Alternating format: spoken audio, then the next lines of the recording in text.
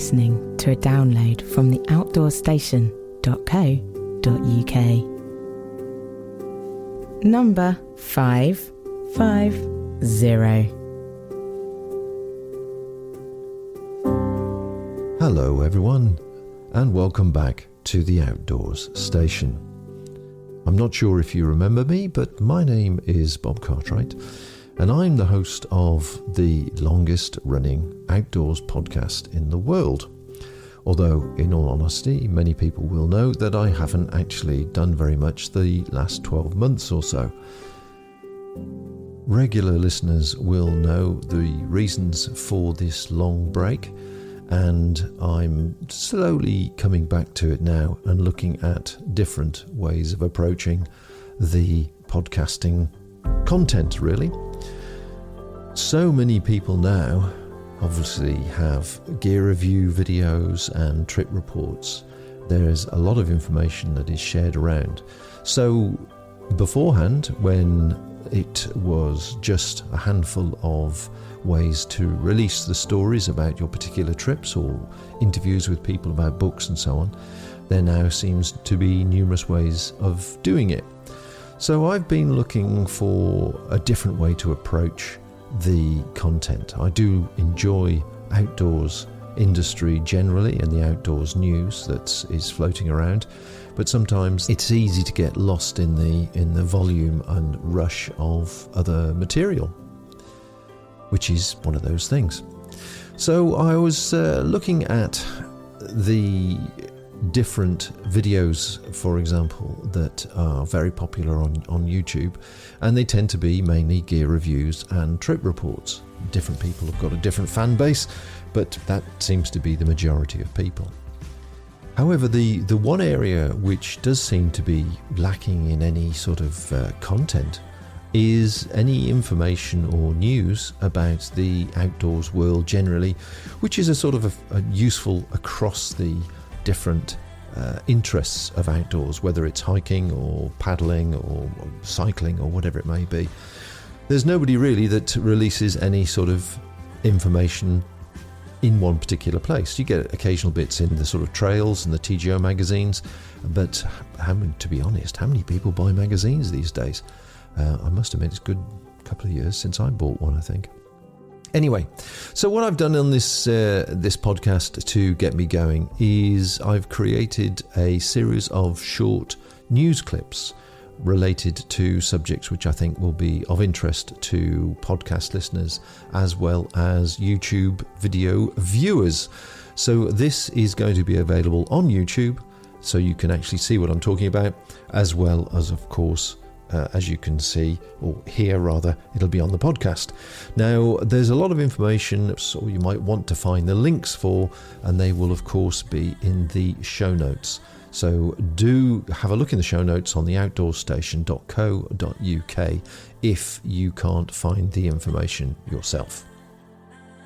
So with that all said, I think it's about time we had the news.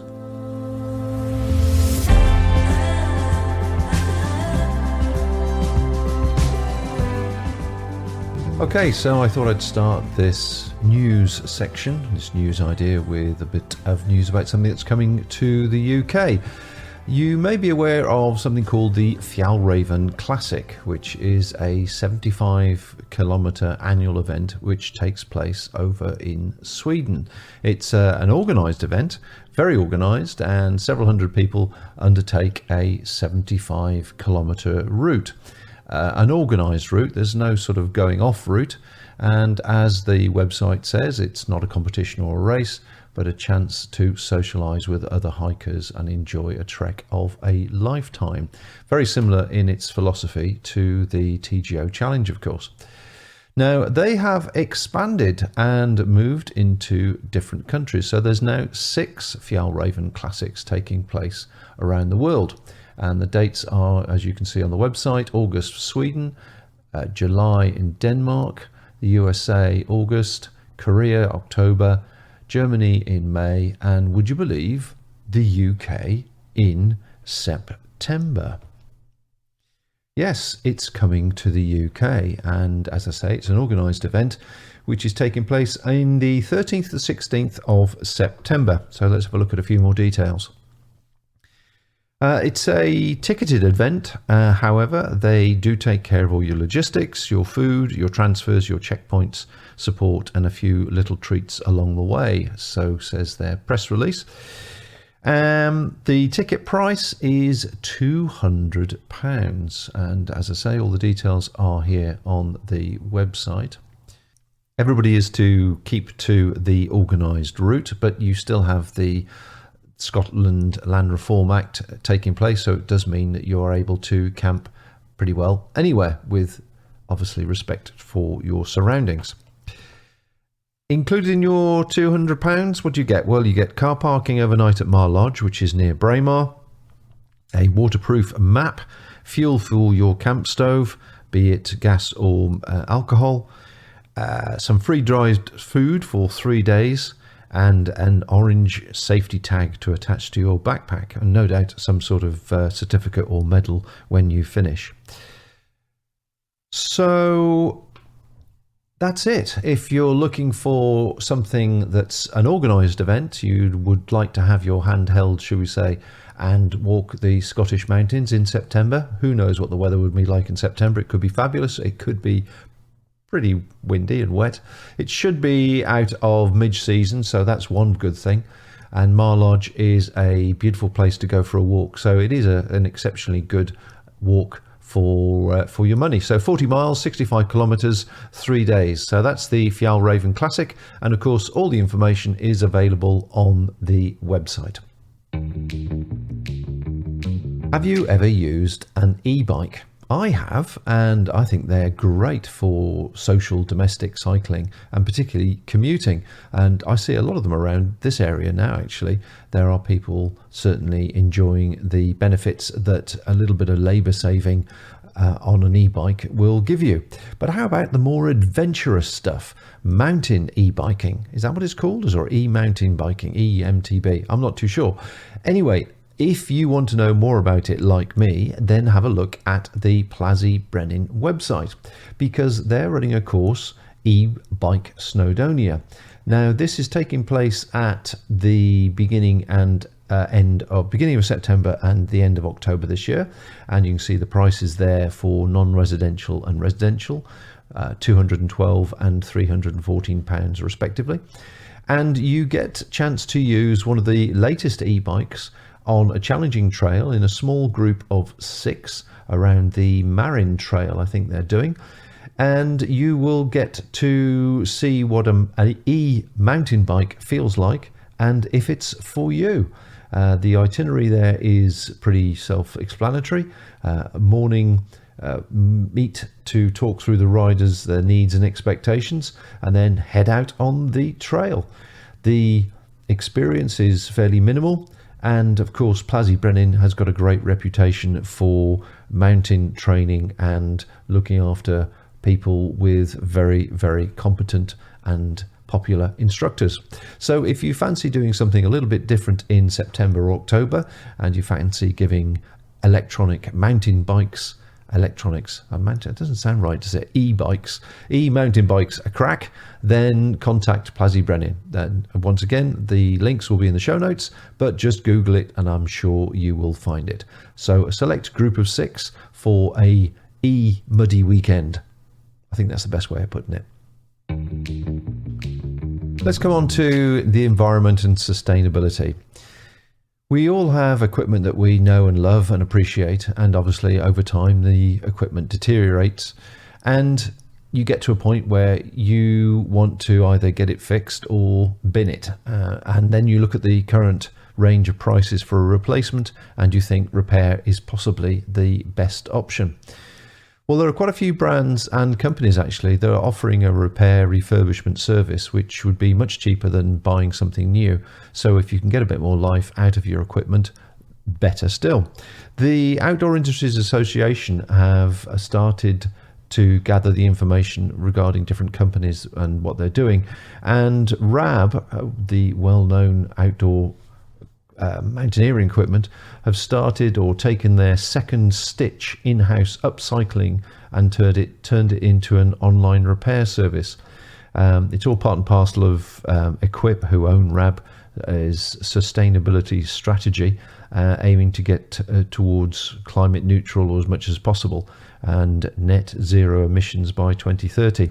So they are now offering this particular service for RAB equipment only, and the details will be on their website, but I'll put links to this and what I'm about to tell you next on the show notes.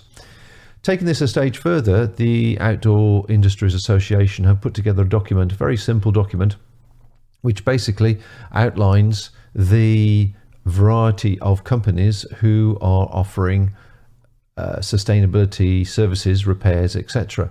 Now, I'll quickly flip through this on the website, but as I say, I'll put it all together in the show notes.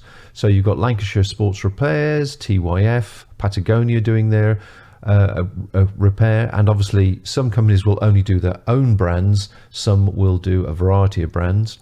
Berghaus, own brand. Alpkit, they've expanded massively now, haven't they? Of course, there's RAB.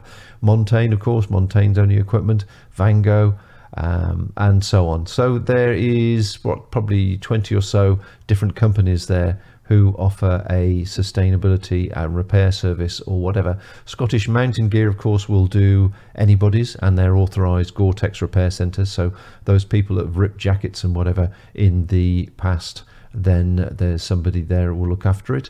And also the Boot Repair Company, and they will repair all types of walking, hiking and working boots.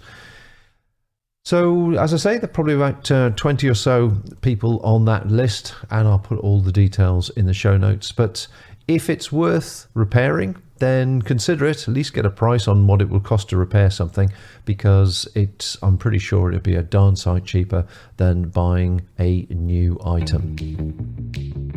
Continuing on the sustainability theme, I won't bang on about it for too long, but I just think that it's interesting that we are now all starting to consciously think much more carefully about our financial investment in equipment and how long it lasts for. I was looking at an article produced by the Scandinavian Outdoor Group, the top Nordic outdoor companies. Now, this magazine comes out from them on a fairly irregular basis, but this was the last one that I saw, and on page 22 there was a report about sustainability. Let's just quickly flip through to it here. It's a quite an interesting breakdown of what's been happening over the last 15 years. And in fact, I was mega impressed when we first joined the outdoor industry 16 years ago, and we went to our first international trade fair, that the Scandinavian companies then were already using recycled materials and recycling their products. And when I spoke to Klattamusen, who was our first company that we dealt with from an international or from a European point of view, their whole philosophy then was phenomenal. There was absolutely no wastage, and they were continue making items for outdoor use from all their cast-off materials in their manufacturing process. So this is a free magazine. Again, I'll put the links in the show notes, but do have a look at that. There's some interesting thoughts, processes on how the European Scandinavian Outdoor Group are approaching their environmental ethos and sustainability. And to be honest, they are light years ahead of the UK and UK companies. But we're catching up. We're all trying to talk the same language, and hopefully we will get there soon. So again, back on the sustainability thing, it's all about saving money at the end of the day, as well as saving the environment. Each one can be important to you for different reasons, of course, but like I say, I think if you can get more use out of your equipment and it lasts longer, it's doing obviously good for everyone. So I'll put the links in the show notes, and you can read that at your leisure. Do you own some Berghaus equipment? That could be rucksacks, boots, jackets, or any other kind of clothing which may be past their best. But you love the equipment and you don't really want to let it go, but you would like to get it refurbished. Let's put it that way. Well, it's good news because Berghaus have introduced their repair house. Now, this is a service that will see the brand attempting to repair any damaged Berghaus clothing, footwear, or pack accessory, however old, worn, or weathered the item is, led by the repair team based in the brand's headquarters in Sunderland, England. Okay, maybe that's not surprising, but what is surprising is that the service is totally free. While the repair service is free, it's asking consumers just to pick up the cost of sending the gear to them. The team aims to return the item back to customers within 21 days of receiving them. If the kit is unrepairable or come to the end of its life, Berghaus gives the customers two options: a like-for-like replacements for products still covered by the guarantee, or the choice to upcycle the unrepairable items and receive a 30% discount on new products. The repair house is not only a cost-effective solution for consumers, but extending a product's life in one way, reducing environmental impact. Data from Berghaus's internal tools show that on average, repairing rather than buying a new like-for-like product generates 50% less kilograms of CO2.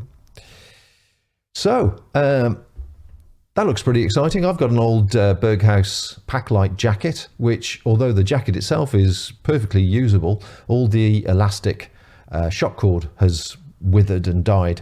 So I'm going to be using this service myself and giving it a test. So perhaps I'll give you a review based on that. Berghaus brand director Charlie Pym said in a statement, "Berghaus products are built to last, but of course one of the risks of outdoor adventures is your kit.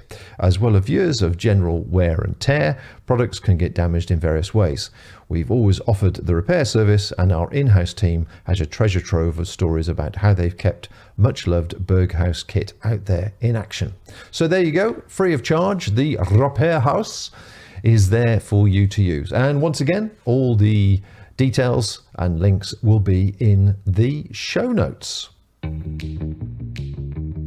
Here we are again a few weeks later from my previous news pieces that I've been gathering from around the internet, and I'm sorry if a couple of the dates have now passed by the time you get to see or hear this.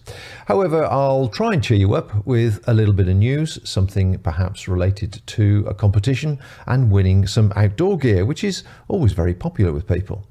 Now, have you heard of the It's Great Out There Coalition?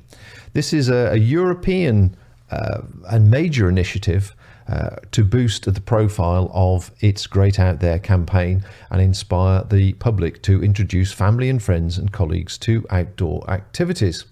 It's a sad fact, but research does indicate quite clearly that 60% of Europeans never or rarely take part in physical activity, and almost 29% of boys and 27% of girls are overweight or living with obesity. Not good figures at all. However, they are running a competition to win some outdoor gear to encourage people on social media to get out there and enjoy the outdoors and obviously the exercise and the benefits that go with it. Now, this competition runs from the 23rd of September to the 23rd of October. The hashtag Take Someone Outdoors competition is open to anyone in Europe. I presume the UK are involved because, as you'll see, some of the sponsors are UK-based sponsors. The simple mechanic involves individuals taking another person or people outdoors to participate in physical activity in nature. They need to take a photograph of whoever is outside together and post it on Instagram with the hashtags hashtag Take Someone Outdoors, hashtag Be Active, and hashtag It's Great Out There. There are 15 prize packages totaling over €7,500 to win. There's some details on the website, which I'll put on the show notes, of course, what those little packages are. However, if I just skip down this video and go to the big pictures, it'll be a lot clearer. So that's, I'll just flip through these when I read some other information. So there are 15 prize packages of outdoors kit, as I say, worth over €7,000. The prizes have been donated by It's Great Out There Coalition members and other outdoor companies such as Garmont, Turnua, Regatta, Cotswold Outdoors, Black Yak, Snow and Rock, The North Face, Keen, Van Gogh, Dry Robe, Runner's Needs and Aku. After the competition closes, the coalition team will review all of the entries and choose winners. So lots of goodies for outdoors fans to get involved with. The Coalition General Secretary Margot Delang commented that we're excited about the potential of the Take Someone Outdoors competition. It's such a straightforward concept that it's easy for everyone to get involved in, whether you want to share a sunrise hike up your favourite mountain, stroll along the beach, or chat or simply go for a lunchtime walk in a local park with a colleague. All we want to do is know about it and see your photo. And thanks to many coalition members and other outdoors brands, we've got some brilliant prize packages on offer that can help people enjoy even more their outdoor experiences. So that's all you have to do. You just have to take a photograph with some people you're taking outdoors perhaps for the first time. Hashtag it with the appropriate hashtags, which again will be detailed again on the website, which is basically hashtag Take Someone Outdoors, be active, and it's great out there. And presumably you're going to a hat or whatever it may be, and the judges will allocate prizes accordingly. Good excuse to go outside, good excuse to take someone that perhaps is nervous about going for a walk.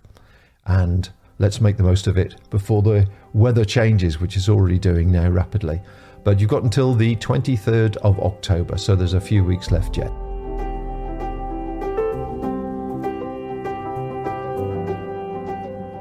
Well, I hope that's of interest to everyone. I do think there's a few things in there which are up to date and perhaps certainly useful information. I'll be using, as I said, the Berghaus repair service and testing it on a jacket. So I'll give you a review back on that. But if you've got any stories or any news-based stories that you think you would like to share with the world related to interests across the outdoors sector, then please do drop me a line at The Outdoor Station, info@theoutdoorstation.co.uk, or you could leave a comment on the website or leave a comment on the YouTube page, of course. So hopefully I will be recording once again very soon, and I will be back with you before very long. Until next time, folks, take care out there, and bye for now. Thank you for listening to this podcast. To hear or see more from our extensive free library, please visit theoutdoorstation.co.uk.